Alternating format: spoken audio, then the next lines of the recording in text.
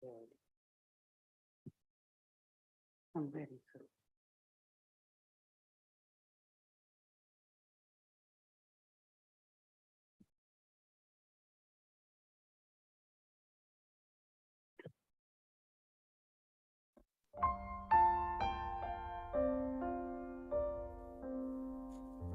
Incense burning, all space is filled with the fragrance. All Buddhas smell it from afar. Auspicious clouds gather everywhere. Utmost sincerity, With all utmost sincerity, all Buddhas appear.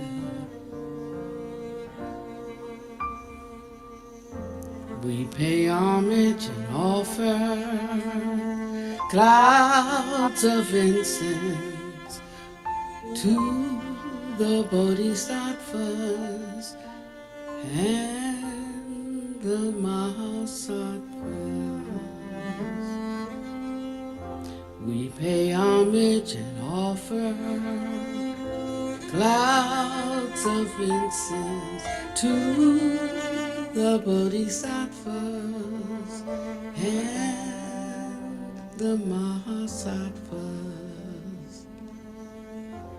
We pay homage, we offer clouds of incense to the bodhisattvas and the mahasattvas.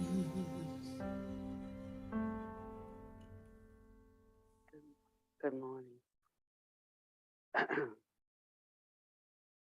want to talk about a few things today, and they are sort of all over the place. Well, it's usually like that.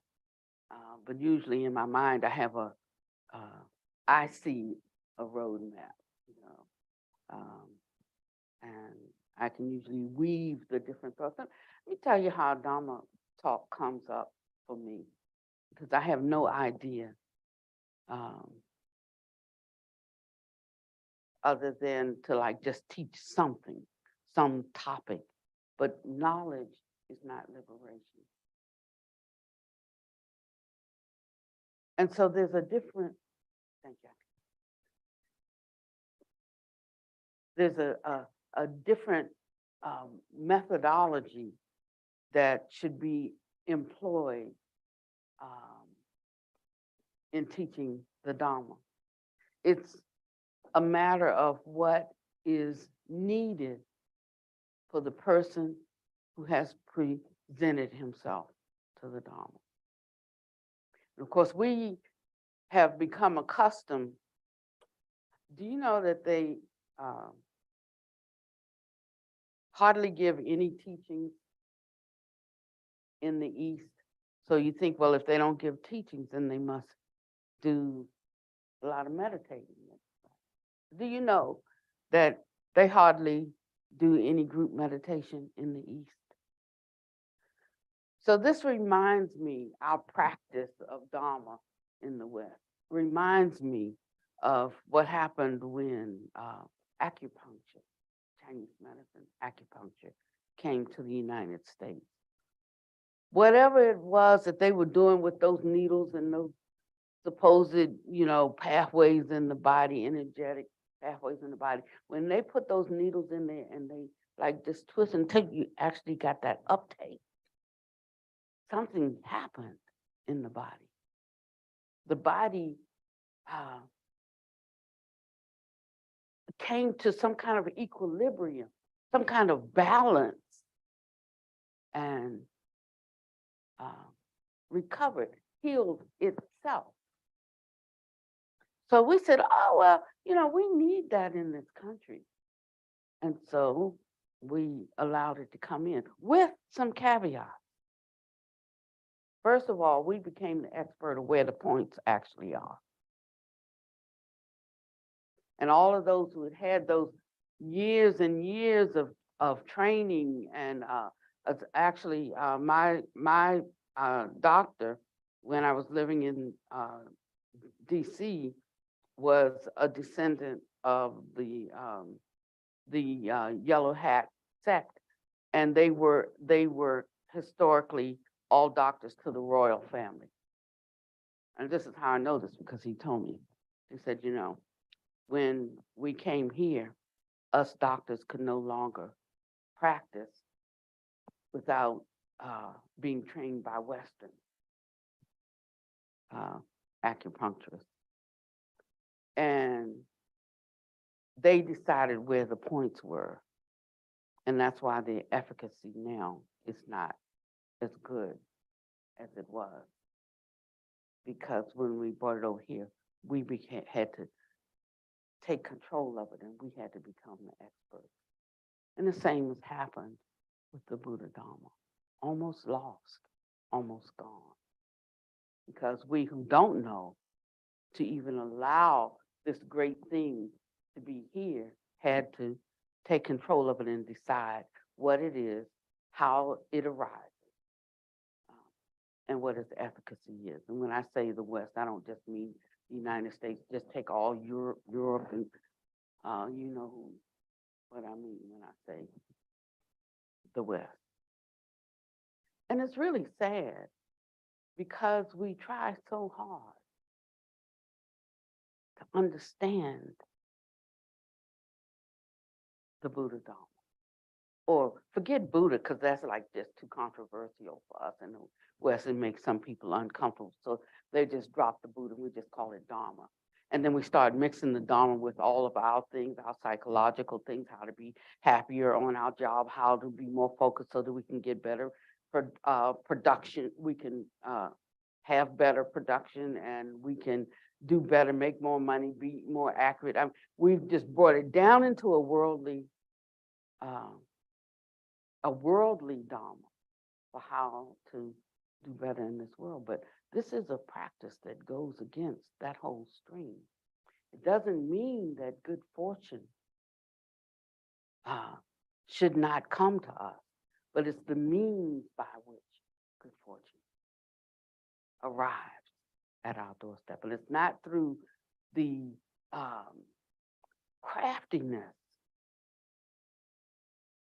of worldly thought that this comes, but it's through the refinement of virtue and magnanimous compassion and generosity.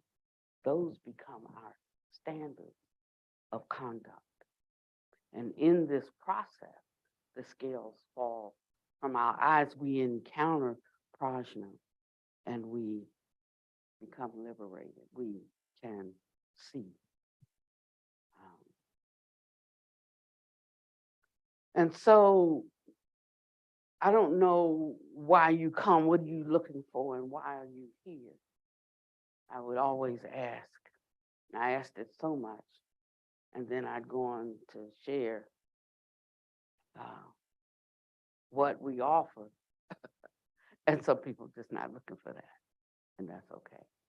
Because in many places, people can go to look for some of the things that they are looking for. But I want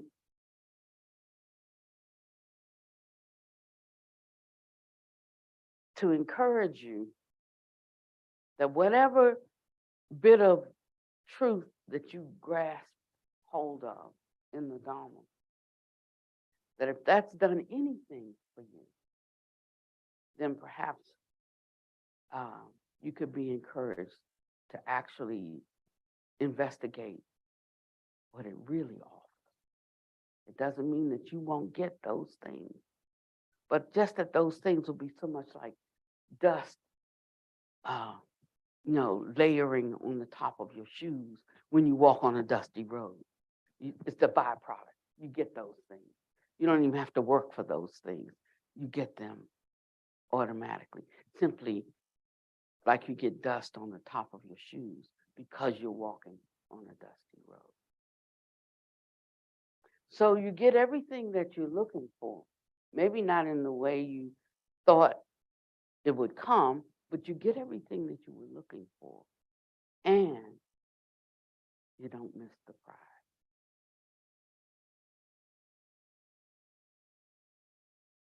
And so I was in meditation today because yesterday I had, there were not many people on our call. It was just Zazi's senior student and me. So there were about 6 of us.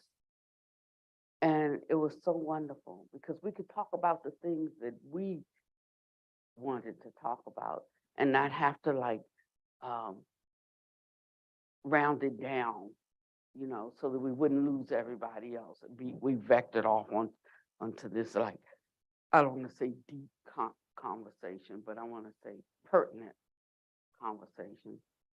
And we could actually have that kind of talk. So it was wonderful. And we've been attending some of these classes for so long. But yesterday, I think maybe 6 months, something like that. But yesterday was the first class, and it was marvelous. It was magnificent because we got a chance to talk about some things beyond what we regurgitate every week. So I want to say something about a seeker. A seeker is one who has the courage to go beyond their comfort zone, to go beyond what they already know. When I say to go beyond what they already know, that means a willingness, a readiness to hear something that challenges the status quo, that challenges where they are right now. And it's because of I mean, it's the very nature of a seeker. And it's not just to gather information, just not to know something, but to realize something. To know something intellectually is one thing, but to really enter that state that's called marvelous existence, it is an actual state where one experiences the truth of something. And they're two very different things.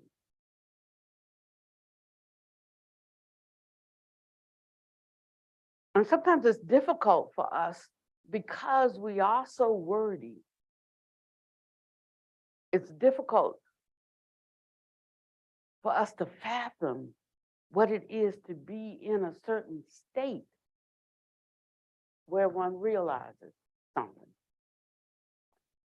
The difference is that when you have that kind of realization, you don't care what anybody says because it has directly touched you in an interior way. And it can defy your understanding. You may not understand. You may not have words to express it. But yet you know within the depth of your being that this is true and has forever altered or changed your view or understanding of something.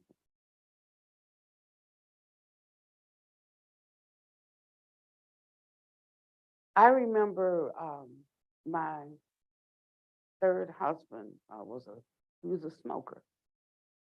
And I'm not thinking smoking, smoker don't smoke your body. He was a smoker. But he didn't want to smoke anymore. He tried to give it up. He tried and he tried and he tried and he tried. And he was addicted to nicotine, or maybe addicted to the habituated motions. You know, I remember I smoked for a couple of years when I was a teenager, trying to be cool. And I didn't like it at all. So what I do is I just put the cigarette in my mouth and like walk around like I'm gonna light it any minute, just not this minute, you know. And so that way I look cool and I didn't have to smoke. And did the same thing with cigars when that was it, the in thing for women, cigars that we were like, yeah. But one day he came home, and it touched me to share this with him. He was a deacon in our church, and we were of the Pentecostal sect. You know, that's the long dresses, black hat wearing, you know, no smiling, laughing kind of people. We were so serious. And I said to him, and this is just for him now. This was just a word in season for him. This is not talking to anybody else about anything. I'm just telling the story. And he said, I said, you know, every time you light that cigarette and smoke it, you deny your own testimony. He said, well, what do you mean? I said, well, you talk about the ability and the capacity of God, you know, and how he redeems your life and how he gives you the strength and the ability to do whatever you want to do. And you can't even stop smoking a cigarette. Please, you need to stop talking in church. And he got mad with me. But that was what came up to me to say to him, because he was lamenting. And I was saying, you need to find your power or stop talking. And so he thought about it for about 10 minutes. He said, you know, he said, Diane, you're right. I'm done with cigarettes. And he went and opened his pack and did like this, dropped them in the toilet and flushed them down the toilet. He never touched a cigarette again. The taste was, and the craving for it was instantly gone when he made up in his mind, when he grasped the power of his confession. When he had reached a point where this was the line, this was the challenge. And he said, you're right. Tore him up, flushed him down the toilet. And the craving was instant. So now I have a confession. Are we online? That's all right, it's true. I'm gonna just tell it. So I have a confession. Once a year on my birthday, I would sneak to the casino with my sister. This was their birthday gift to me. And this has been going on forever. And they would give me $200, and I would play. I only like the slot machine. I only like the Wheel of Fortune, you know, because I just like going around wheel. Oh, fortune, you know, and then yes, and you know, it's a terrible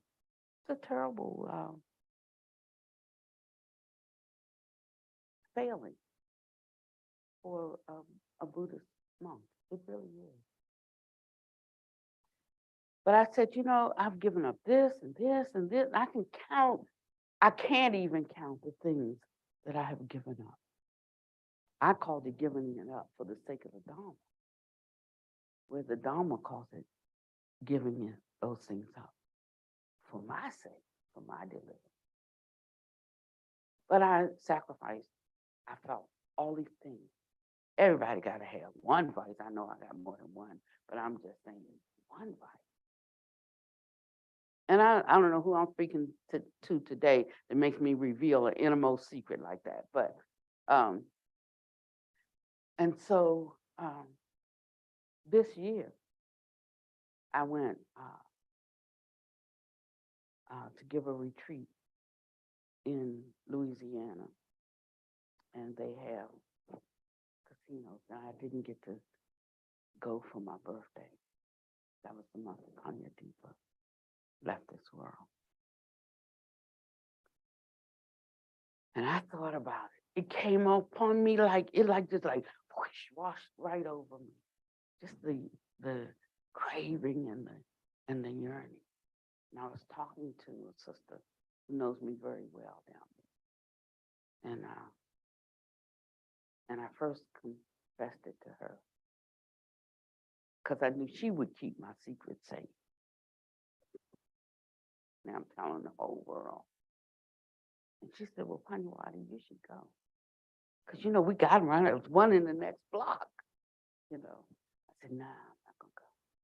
Because I've decided this year I'm going all the way. It may not be a bad thing, but for me, I shouldn't. And so she says, well, okay, but if you want to go, it's like right then. Every like 4 or 5 hours she'd ask me, was I sure I didn't want to? Because she just wanted to do something for me. Something that I wanted to do, And I said, you're not being a good friend right now. You know that, right? Because friends don't help friends do what they want to do when it's not the right thing to do. Just trying to be friendly. A friend tells a friend the truth, And so, yeah, you don't have to try to be so perfect, But I thought about it, and I thought about it. And I went. I called a taxi, a Uber to come get me.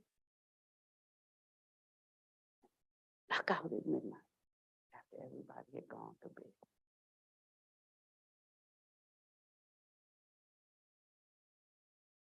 And I got there, and I got a text. She said, when you get ready to come home, just call me. We'll get up and come and get you.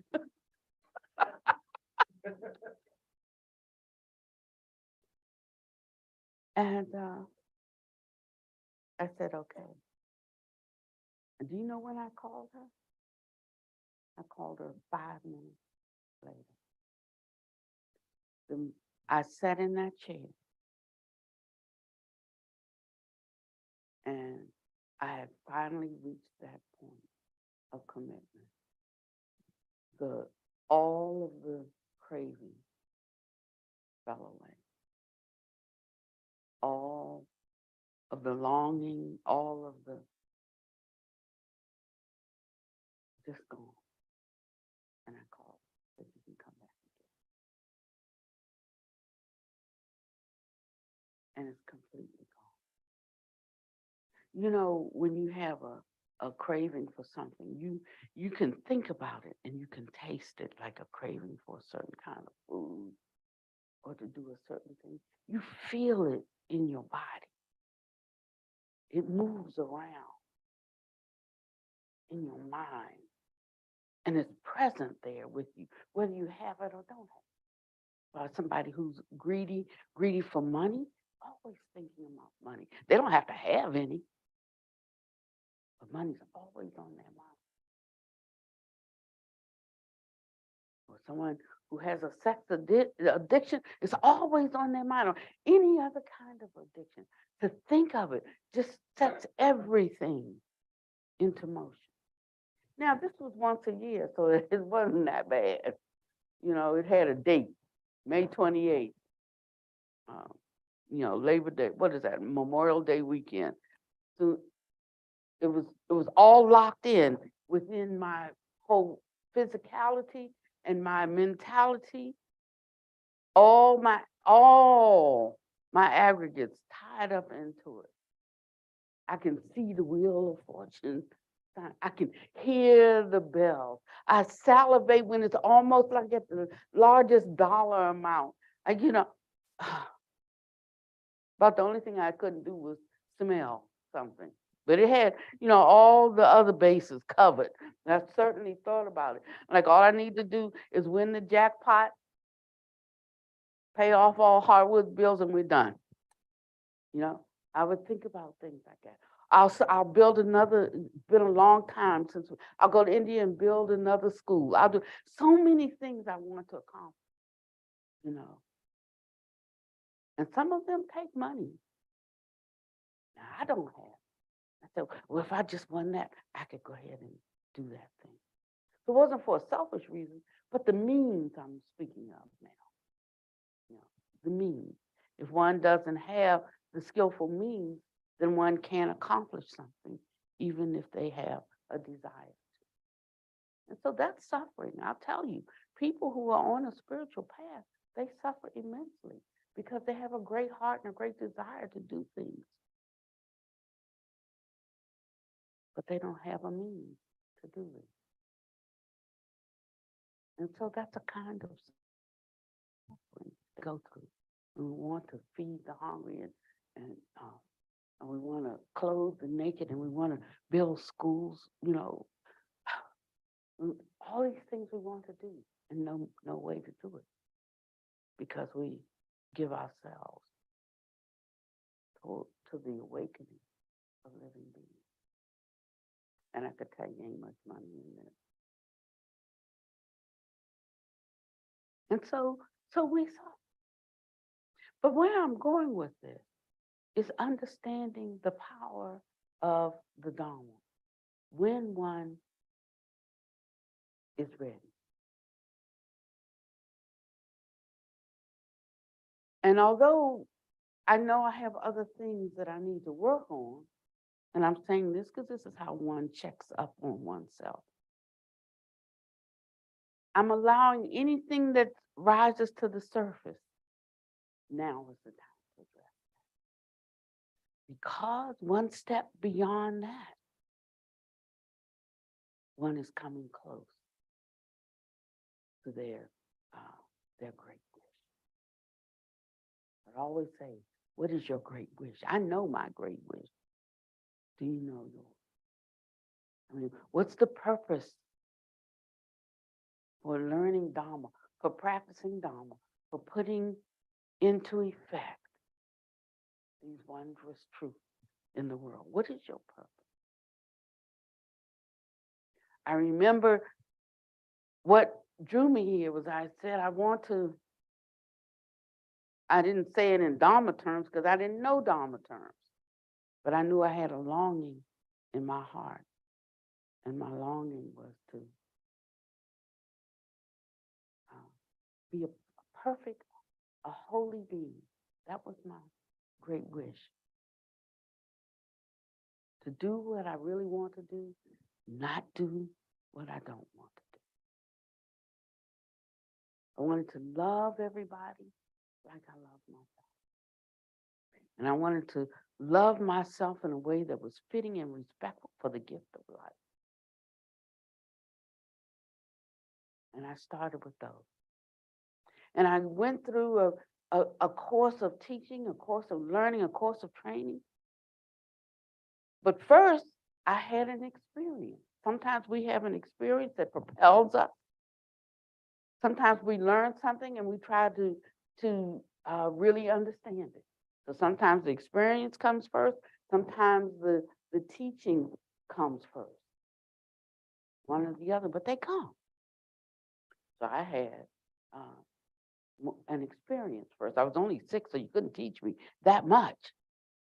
But I had an experience of something. And it was I'm not going to go into it today, but it was a manifestation that when I tried to explain it to the grown-ups, they hadn't had it and they didn't know what it was.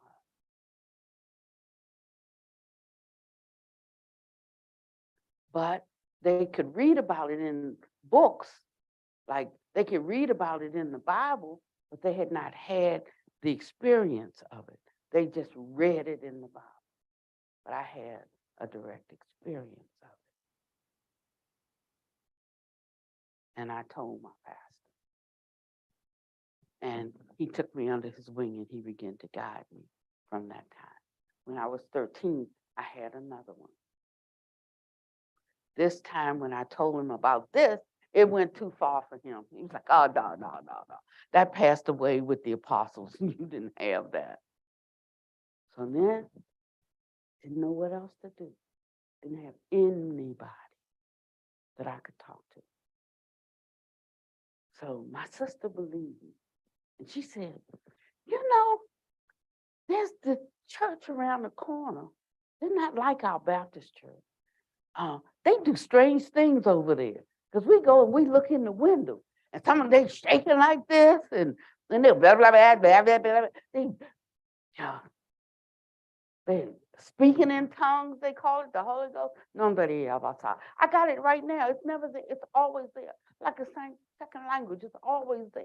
And when I need it, it flows forth and I get strong. I mean, strong in constitution, strong in mind, strong in body. And it's something there. And it's real. And a certain kind of empowerment. That's why I understand what an empowerment is. So I went over there to see what they were doing. They were knocking over the chairs, and trying to keep people corralled so they don't fall. I saw one guy put his hands, my brother actually later, put his hands right on the hot radiator, the old radiator kind of steaming. He put his hands right on the radiator, ain't even get burned. I saw somebody jump up and fall and hit their head. It was a concrete floor, ain't even hurt them. I just, so all these things going on, passing out, and they call it falling out in the spirit. All that stuff was going on. I was 13. I didn't know what all that was about. But all I knew was I was had some kind of experience. And they said that these people knew what that was. So I went to, but they were strange to me. And that pastor, she could look and she could tell you things about what's going to come in the future, about things you've done in the past. She knew when to build you up, and she knew when to bring you down. It was immediate kind of revelation that was pertinent to your life.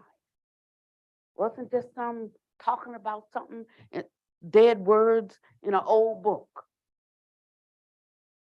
But it was something immediate and alive that gave you immediate direction or comfort or comeuppance or whatever you needed to bring what was out of harmony in you back to balance or to balance for the very first time. And I knew I wanted that. And I started trying to go to that church, and my mother would lock the door. My brother would come and catch me from the window. And he would take me there. Because there was something real here, even though I didn't understand it.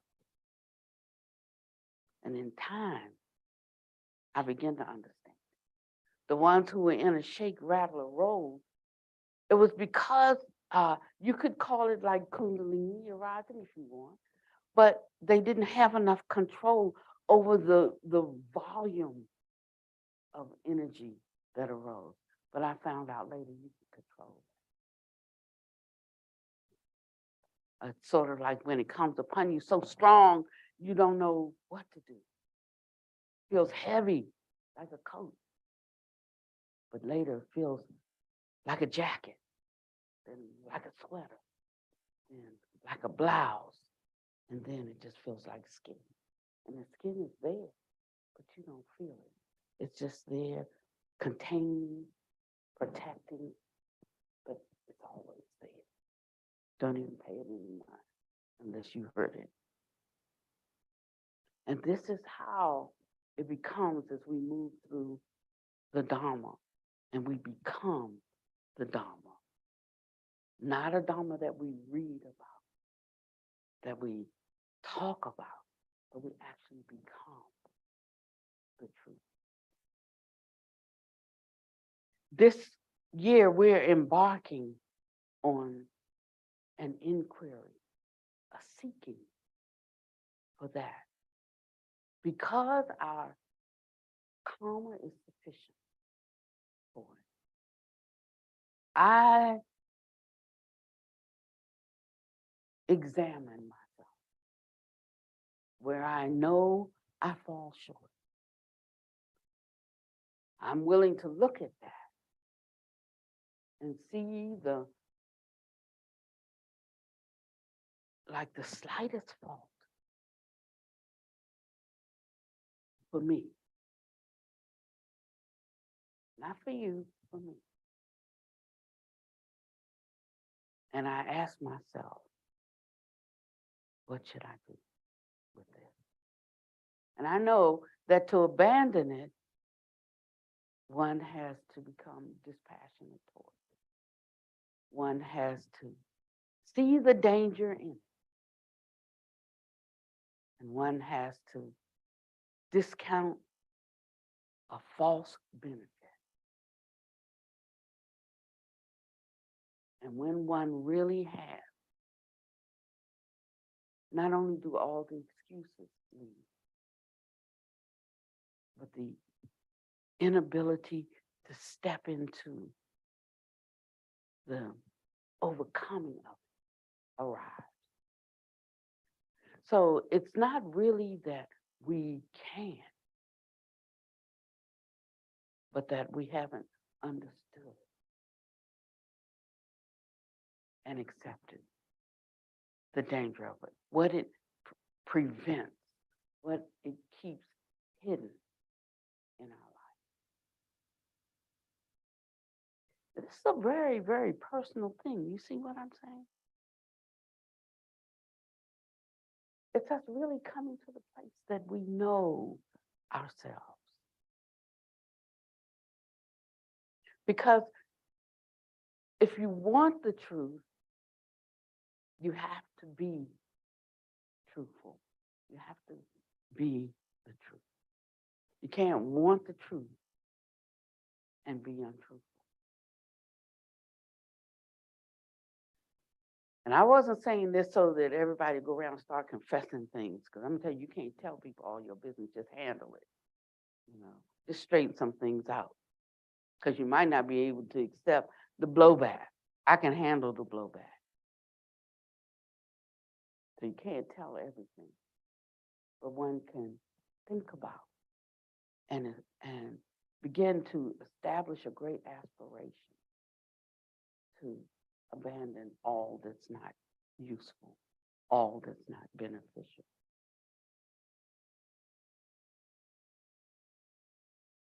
All that's not kind.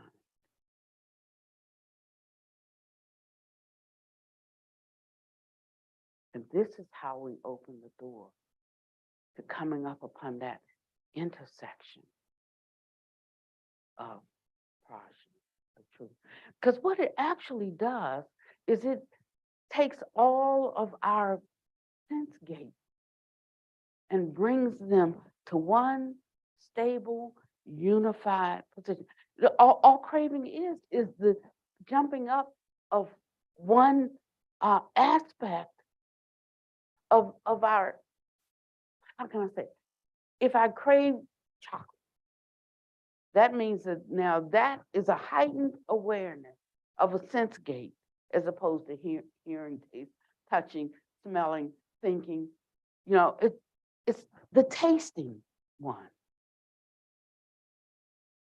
If I'm nosy, like always trying to hear something, some people just know all it is that one base, out of kilter with all the rest. It's heightened. So they always look, their head is even cocked, like just trying to hear something. Just can't help it. And you know those kind of people, you know who they are, even when they don't. I remember one time I gave a sermon, and I was talking about people who are busybodies in the church. And after the sermon, actually the person that I may not have known all of who I was talking about, but I did know I was speaking to her. She came up to me, she said, "Oh, Pastor, I'm so glad you gave that talk today." And said, "I'm so glad that I'm not like that." And I said, "Yes, sister." And I mean, if I had given that whole talk and she couldn't see herself, was nothing else to say, now was not the time, I said, "Yes, sister." And just left that alone. You know? But it's like that. Somebody who's always thinking, and thinking's not a bad thing, but it builds and builds and builds until we have scattered wisdom. We can't even focus on anything. Just mind just going everywhere. Nothing can get accomplished.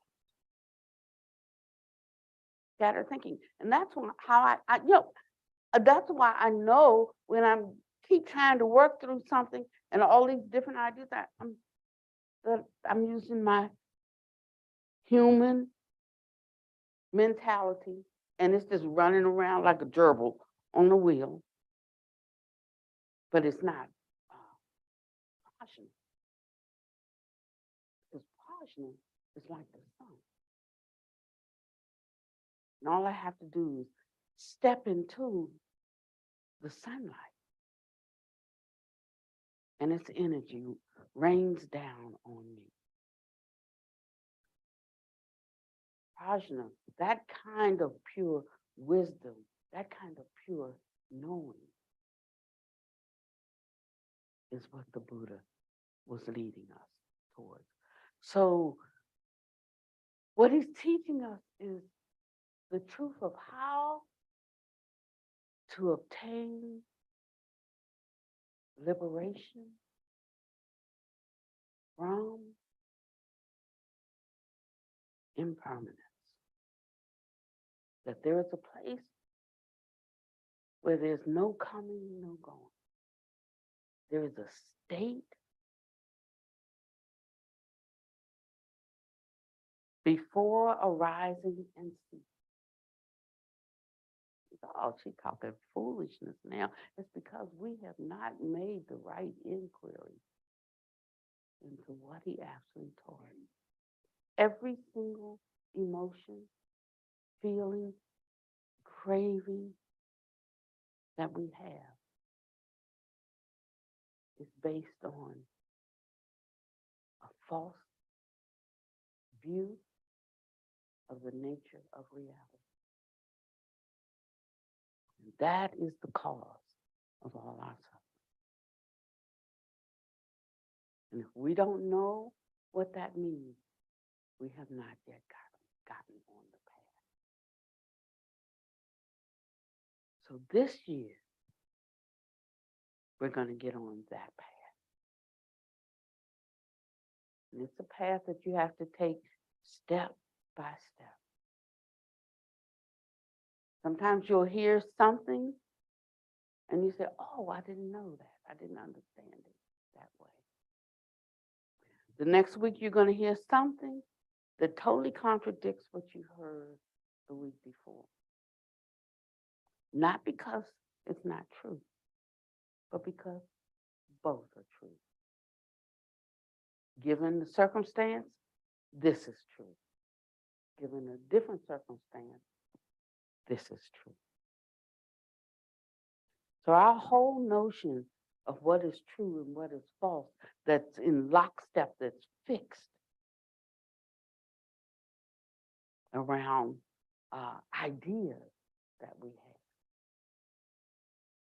is what keeps us bound.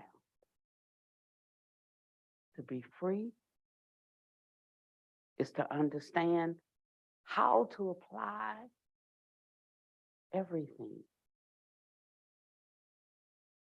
in the right time, with the right shade, to the right person, for the right reason, with just the right amount of efforting and flavor.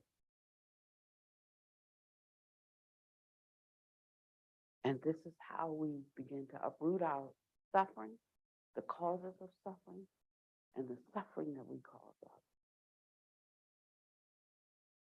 I think in my life how impotent I am. After 25 years of teaching Dharma speak, and yet still haven't come to the fullness of the measure of the stature of an awakening. What's the problem? Has the Dharma lost its power? Maybe we never knew the true Dharma.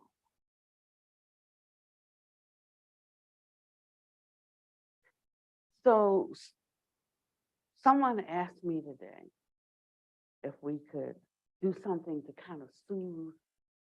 This is our last Sunday in here, right? This is it, finito.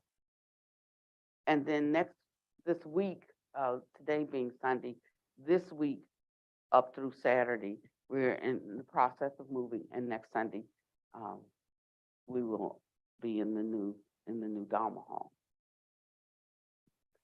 And someone was sharing how some people felt sad that we were coming to the end of this. And I'm thinking, this what? Because I'm so glad that we're moving in to the newness of something. And that sadness is tied into something that is false. That's what I'm saying. The sadness is tied into something that is false. That's how you know it's false, because of the sadness that it brings. The feeling that one has about things.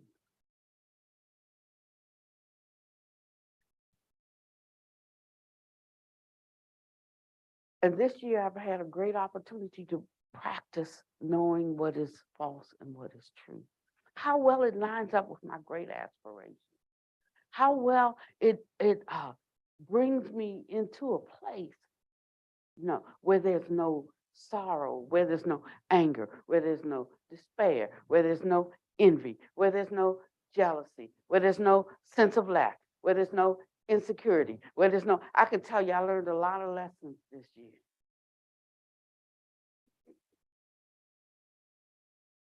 And every one of those lessons began to break apart that which left those kind of feelings.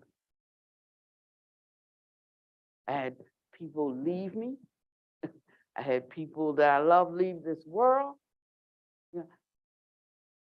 I have taking 25 cents on the dollar for hardwood, but who cares? It just helped me see the impermanence of everything. And we're of the nature. My body's falling apart. I'm going to die soon. I could step outside and get hit by a car. But I'm just saying, I see death rolling up on me, but I'm not moved by that, because I begin to touch a greater reality than death. That's what I'm saying to you. Entering these states is what gives you the fearlessness and the freedom that is offered in the Dharma. And to realize it, we have to give time to it. I'm not talking about 1 hour a week or even 3 hours a week. I'm not talking about a 30-minute meditation sit, even though we can sit for 30 minutes if you want to. It just depends on what you're going to do with that sit. And if you're not going to make good use of that sit, don't ask me to sit with you. Don't waste my time. If you're not going to give yourself to it and then build upon that 24/7, don't ask me to give up my time for that. You do that. She says all the time, you do you. But if you need me to help you develop to understand the method to develop the practice, I'd love to do that. And when you're willing to do the work that you need to do then you can ask me. You know what a paraclete is? It's a helper. Paraclete helps at what one initiates. If you don't initiate anything, it's nothing for the paraclete to do. You see, you have to initiate something. You know where I learned that? I learned that from the Bible. It talks about the Holy Spirit will help you. And I'm like, everybody, come on, Holy Ghost. Come on, Holy Ghost. No, but they're not doing anything. Paraclete helps you at what you are trying to do, what you initiate. So you have to put forth the effort. But when you do put forth the effort, you are the one who inherits the benefit. And you know a benefit when it arrives at your doorstep.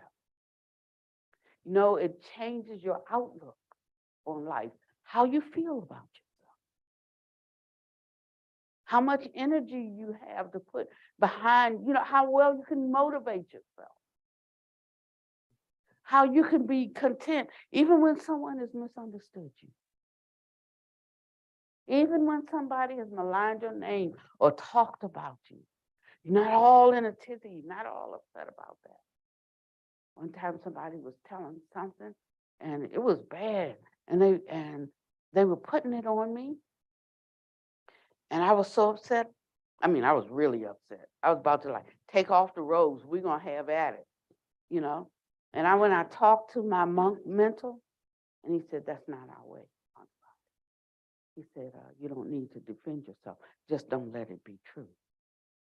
I said, well, it's not true, but it's about other people thinking. He said, no, it's not about that. He said, every seed produces fruit after its own kind. So whatever that person is doing to malign your character, to tear down your reputation, if it's not true, then that's a seed that when it produces its fruit, that's going to be on her. But now if you start getting ugly with her because of it, you're planting a seed now. You just made her problem, what? It's your problem, right? So now you're planting a seed and it will produce fruit after its own kind. And so that's how I began to learn to try to work through things, even when people do me wrong. Still have compassion for them, knowing that the seed that they're planting, that's going to be a bitter fruit. And it makes me think about them deeply and hope that they change their ways. I mean, and if they need help doing that, I'll help them. They can come to me. Even when they're doing something to me, they can come to me with a need. And if I have it and can freely give it, it's there. These are the ways that the Dharma transform us so that peace can be in our every step. We're not going to get it from so much just sitting and trying to get a blank mind, because when we get up, our mind comes back.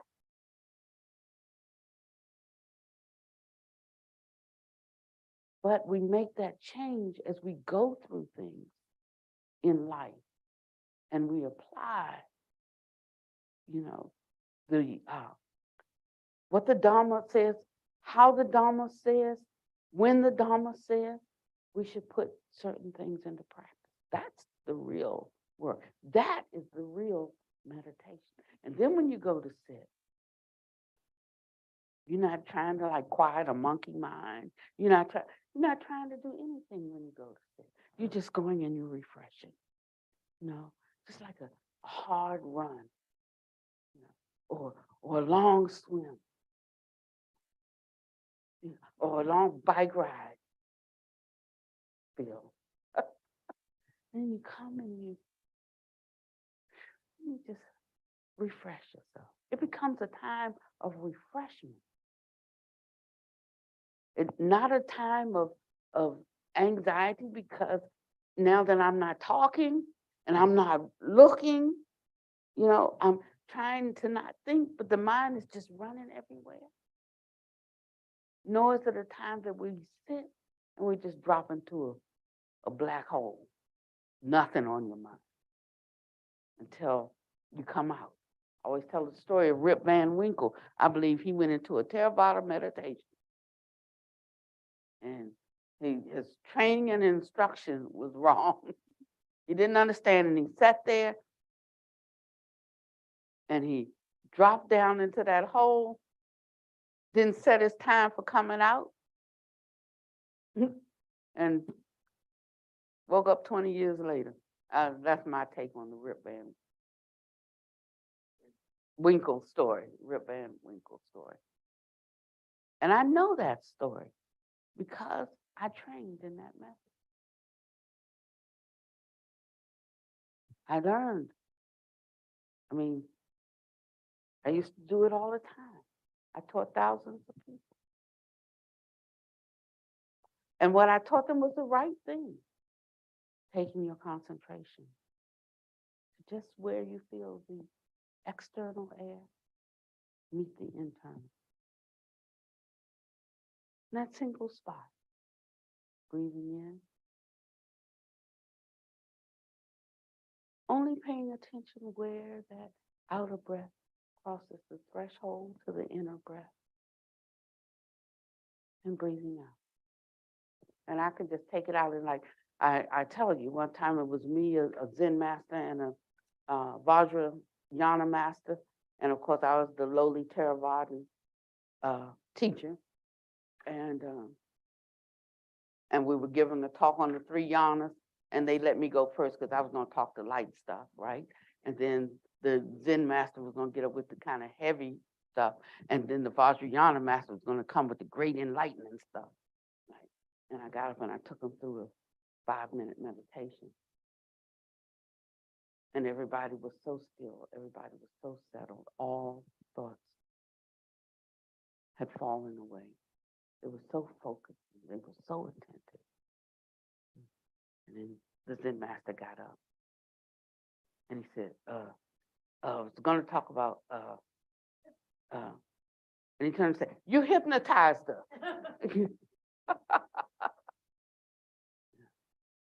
But the thing is that when we get into that level of analysis, and that's only one half of the equation, because we have now lost ourselves. But we're real. We're really here. So it's not the right kind of losing of oneself. And it takes some teaching to get this right. So this is what I wanted to read, this short, well, where is it? Lucida, that screen's on now. Oh, you're so wonderful. She got a video going with this kind of stuff. She really does. She really does.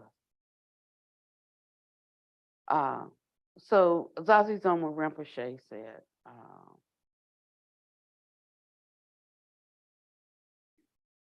coming out of the Zen tradition, when she was a Zenny, it was also strange. So I was learning that compassion and wisdom are not simply guiding principles, but they are the ultimate truth of the universe. And that it's possible to live in the world and to manifest this truth. Compassion was not something soft and fluffy, and wisdom was so much deeper than just being smart or competent or having so much knowledge. I can't say I was able to always understand why Buddha Master did some of the things he did, but I was able to see that what he did was always to help other living beings. And if I waited long enough, I would understand why he did what he did.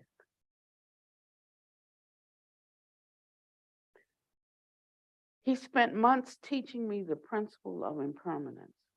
He would not even allow me to consider other teachings.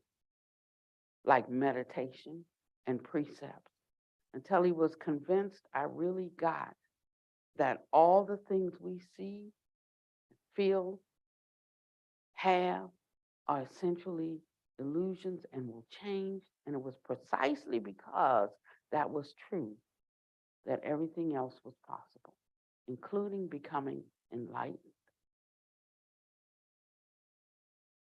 and that I would be able to leave the suffering of our worldly existence. And that's the training that we're embarking upon this year. This whole next year, there was a sutra that Buddha Master gave. These are the notes on that sutra, 500 pages. And this is a training. You know how we say we didn't come into this world with a training manual? We had to learn how to be parents. You know, it's mostly you learn what not to do, you know, and here and there something to do falls in and goes all right. But there was no manual. We would always say, suppose there was a manual on how to be the perfect mother. It would be marvelous. We wouldn't make all the mistakes we make in raising our children. But we don't have a manual. So when we teach our children, I'm working with my great-grandchild right now. And I decided yesterday it's time for my granddaughter to go home, because I've done all that I can do with her present. Now, I can keep the great-grandchild because I can train her, but the mother's 27. And I'm not going to be able, because she's not going to allow me to train her. And no matter what or how I inculcate the mind of the 2-year-old, with her mother being present, she'll end up being one way with me and right back into her habits with her mom, because she knows if she screams loud enough, her mom can't take it. She's right there and she'll be there to rescue her. So I can take the child and I can do something for the child, but not with the mother present. And so she has a choice. She'll probably go home and take her home because she's still nursing. I think she's too old to be nursing, but if you like that sort of thing, go right ahead.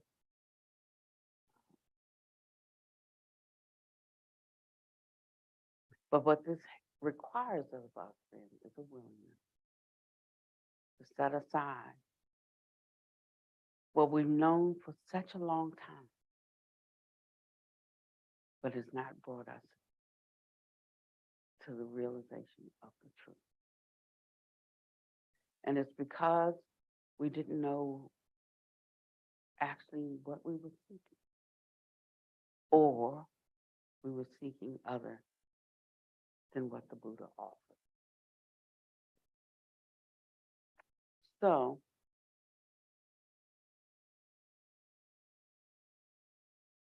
I expect some changes. And I am so ready for you. Because for me, it's no longer about numbers. I would just send out a blog. How many people tuned in to the Dharma this week, last week? Hundreds of people. How many people came to Heartwood this year? 1,500 people. It's not about numbers. It's about, are we headed towards our goal? Are we making progress? And a lot of what distracted us was Heartwood.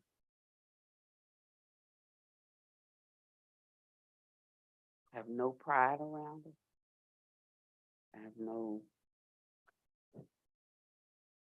I'm only happy about what I learned about the Dharma and myself.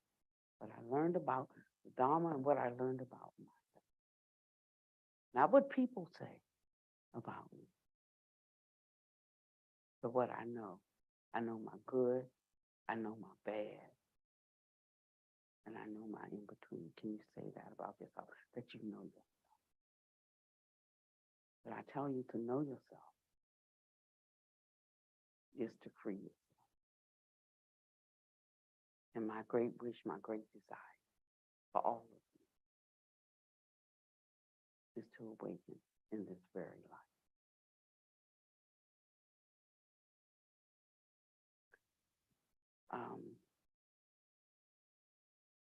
Now you can still give your laments if you like about leaving Heartwood.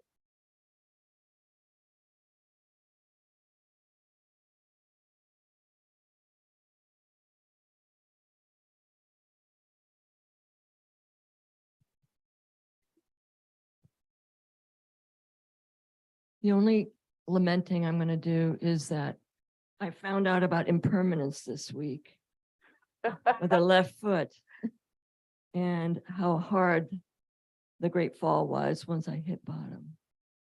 Not broken, that's the good news. So this is our last Dharma talk in here.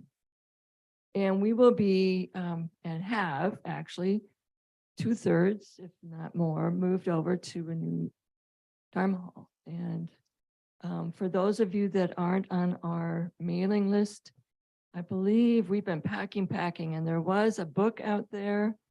And maybe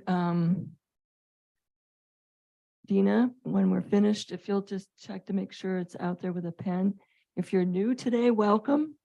I'm so happy to have you here.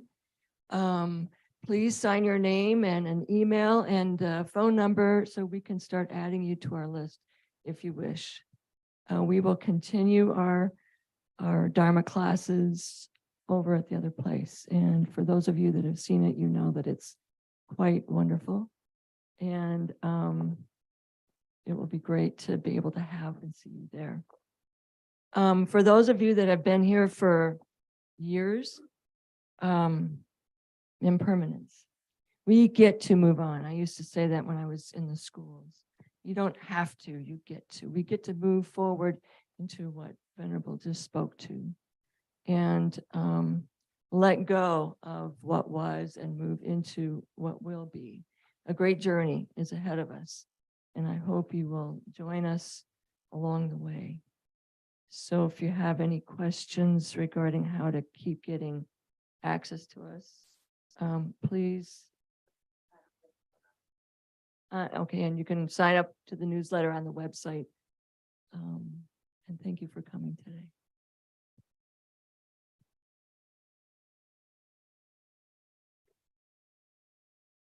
Last Sunday, or when was the last time I talked? Thursday, Sunday, Tuesday. So that was my last Dharma talk. I know I've been saying it because it kept coming to me and I didn't understand exactly what it meant, but it was coming and I was sharing things as they came. So Tuesday was my last Dharma talk. Paniwadi, as you know her, does not exist anymore.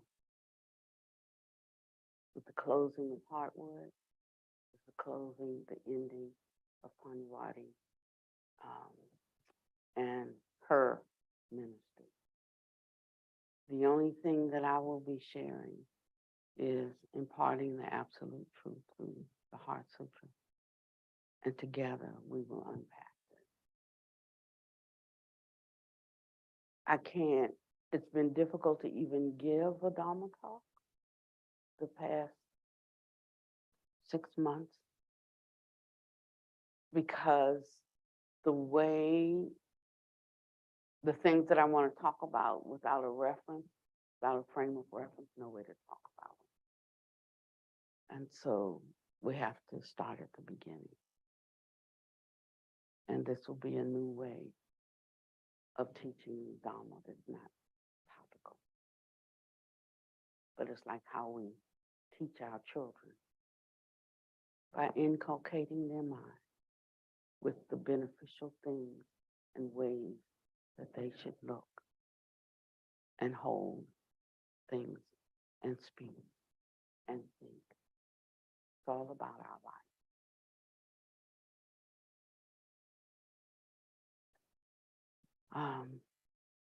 Actually, I don't want to say anything. So you might think that it's been a good run teaching the Buddha Dharma these, whatever, 25 years. But I count it all as nothing. I tell you the truth, because I've touched something else that so far exceeds my feeble attempts that it makes it laughable. And I'm so happy to know that. Because now I really have awakening in my view.